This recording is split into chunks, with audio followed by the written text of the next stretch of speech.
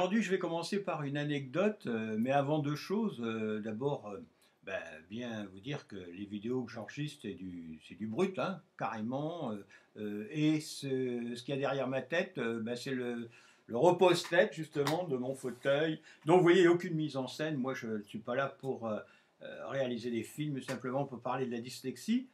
Et aujourd'hui, j'ai commencé par une anecdote. Je me souviens quand j'ai commencé mon activité.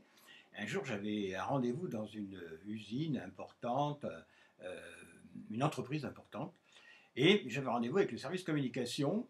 Et donc, j'avais bien espoir d'avoir un contrat.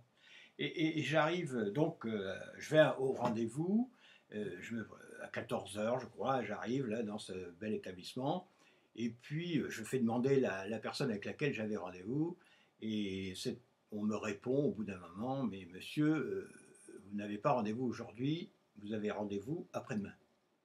Donc j'étais largement en avance à mon rendez-vous, vous voyez, erreur de temps. Ok, je repars, un petit peu confus, et quelques jours après, je me représente au rendez-vous, et là, on me dit, mais monsieur, c'était hier que vous aviez rendez-vous. Donc, vous voyez, évidemment, je n'ai pas fait l'affaire, hein, vous vous rendez bien compte, parce qu'on m'a pris pour vraiment un débile, quoi. Euh, il y avait de quoi. Et voilà. Et pourquoi ça? Parce que la dyslexie, enfin en ce qui me concerne, et j'en ai parlé avec d'autres personnes, puisque des personnes qui m'appellent au téléphone me disent, ah, bah, mon enfant n'a aucune notion du temps, il a du mal à se situer dans le temps. Eh bien, c'est général pour les... Enfin, en, en dyslexie, on trouve souvent cela. On n'a aucune notion, on vit vraiment dans le présent. Et d'ailleurs, ça pourrait rendre heureux les dyslexiques bouddhistes, puisque le bouddhisme dit qu'il faut vivre dans le présent, l'instant présent, et non pas dans le futur, avec l'espérance, ou le passé, avec la mémoire. Et il y a une particularité que j'ai, que nous avons, c'est que, par exemple, on ne se souvient pas de... Enfin, si, bien sûr, intellectuellement, on arrive à avoir des souvenirs, bien sûr, mais le passé ne nous encombre pas. Vous voyez, on n'a pas besoin de psy parce que c'est très lointain le passé, c'est vraiment effacé, à part les grandes blessures, les chocs que nous avons reçus du fait de cet handicap. Mais autrement, le passé n'existe pas et le futur, se projeter dans le futur, c'est vraiment très difficile. Exemple, voici, voilà, bientôt là je vais partir à Aix-en-Provence pour travailler. C'est dans, je crois, oui, c'est dans une semaine et demie, quoi. Mais pour moi, je vous assure, ça me paraît très, très, très lointain.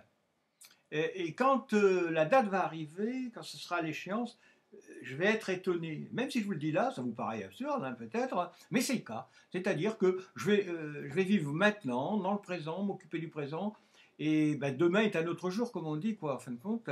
Je ne sais pas si je m'explique bien, mais si vous avez des enfants dyslexiques, pensez-y.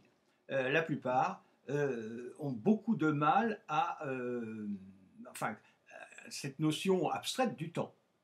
Et d'ailleurs, je ne veux pas en citer certaines cultures, mais vous savez qu'il y a certaines cultures pour lesquelles le temps ne compte pas. Vous avez un rendez-vous, la personne arrive le lendemain, et ça leur cause beaucoup de problèmes pour faire fonctionner leur système, leur état, etc.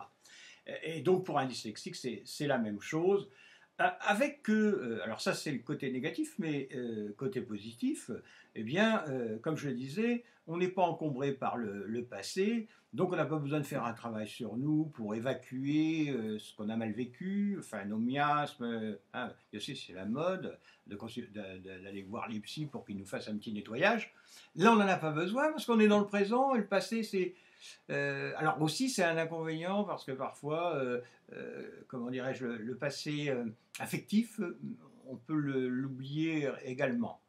Euh, bon, je m'attarde un peu sur ce sujet, mais pensez-y, si vous avez autour de vous des dyslexiques, ne soyez pas étonnés que vous ayez deux enfants ou une compagne ou un compagnon. Pensez que pour cette personne, la notion du temps, elle est abstraite pour tout le monde, mais alors là, elle l'est d'autant plus, et pas question de tenir un agenda, pas, vous voyez, ça c'est... c'est pas possible. Par exemple, là, l'an prochain, ben, c'est complètement insaisissable pour nous.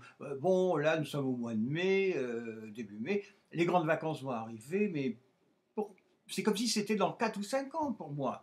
Et en même temps, je vais être tout à fait surpris quand ça va arriver.